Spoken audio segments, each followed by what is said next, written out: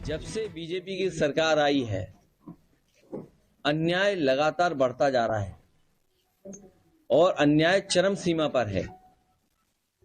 और कई ऐसे मौके हैं, मैं आपको कन्नौज का उदाहरण दे सकता हूं।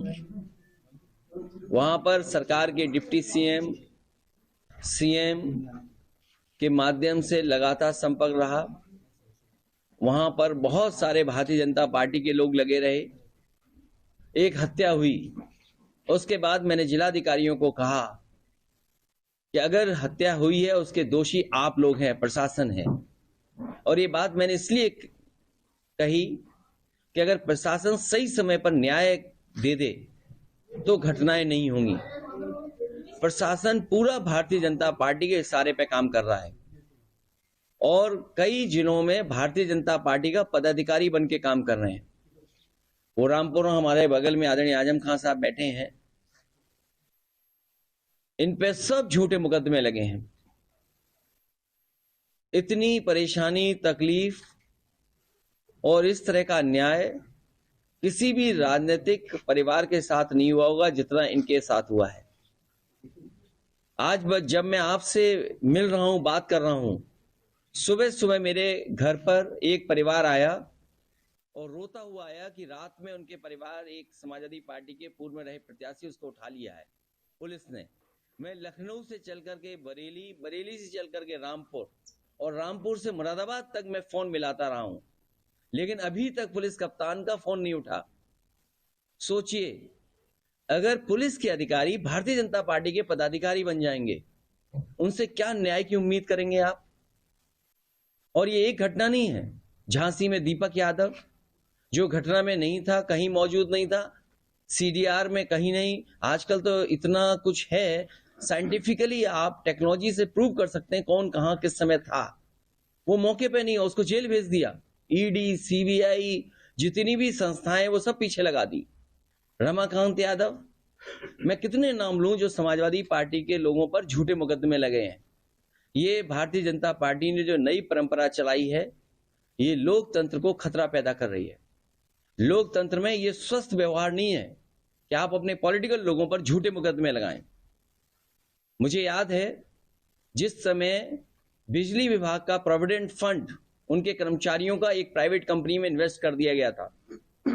वो कंपनी जब भाग गई, कंपनी जब लॉस में चली गई, तो उस समय जिन अधिकारियों ने फैसला लिया था उनको जेल भेजा गया था, उनके खिलाफ कार्रवाई की गई थी। मैं इन्हीं भारतीय जनता पार्टी के लोगों से पूछना चाहता हूं, LIC, state bank of India और न जाने कितनी संस्थाओं का पैसा अपने सबसे प्रिय उद्योगपति को लगा दिया।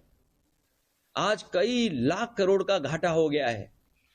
क्या उन अधिकारियों को भी जेल भेजा जाएगा जिस तरीके से प्रोविडेंट फंड को भेजने वाले अधिकारियों को सालों साल जेल रखा गया था? क्या भारतीय जनता पार्टी, SBI, क्या भारतीय जनता पार्टी LIC के बड़े अधिकारियों को जेल भेजेगी? क्योंकि उत्तर प्रदेश में एक उदाहरण है कि अगर आपने किसी प्राइवेट कंपनी में इन्वेस्ट कर दिया है सरकार का पैसा और वो प्राइवेट कंपनी अगर भाग गई है, तो उस समय के अधिकारियों ने, जिन्होंने फैसला लिया, उनके खिलाफ कार्रवाई हुई, जेल भेज दिया गया। क्या इस तरह जो लाखों करोड़ रुपया डूब गया केवल 2 कंपनियों में, क्या उनके SBI के, क्या LIC के बड़े अधिकारियों को जेल भेजा जाएगा? और देश को तो सपना यह दिखाया जा रहा था कि दुनिया में वो सबसे बड़े उद्योगपति बन जाएंगे, नंबर 1 पर उद्योगपति होंगे। लेकिन आज जब सूची देखते हैं तो 20 की सूची में भी वो नाम नहीं आ रहा है।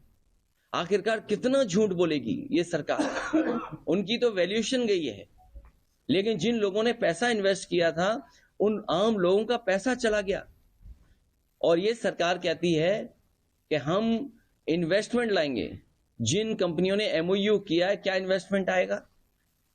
और लखनऊ में जो तैयारी हो रही है इन्वेस्टमेंट की, कम से कम सरकार ये बताए कि पिछली बार इन्वेस्टमेंट कितना आया था जब पहले बार MOU हुए थे। मुख्यमंत्री जी तो कह रहे हैं 75% वो जमीन पर ले आए। मुरादाबाद में बताओ कोई बड़ा कारखाना लगा हो सरकार की तरफ से, अमरोहा में कोई बड़ा कारखाना लगा हो सरकार की तरफ से, रामपुर में बड़ा कोई कारखाना लगा हो सरकार की तरफ से, या सरकार के प्रयासों से बरेली में कोई कारखाना ना लगा हो। जब इन जिलों में और हम आसपास के जिलों में उत्तर प्रदेश में देखते हैं कि कहीं भी कोई बड़ा इन्वेस्टमेंट नहीं आया है, तो हम कैसे मान लें कि जो एमओयू हो रहे हैं वो सच एमओयू हो रहे हैं? और सच्चाई तो ये है कि भारतीय जनता पार्टी के लोग कागज लेकर के घूमते हैं।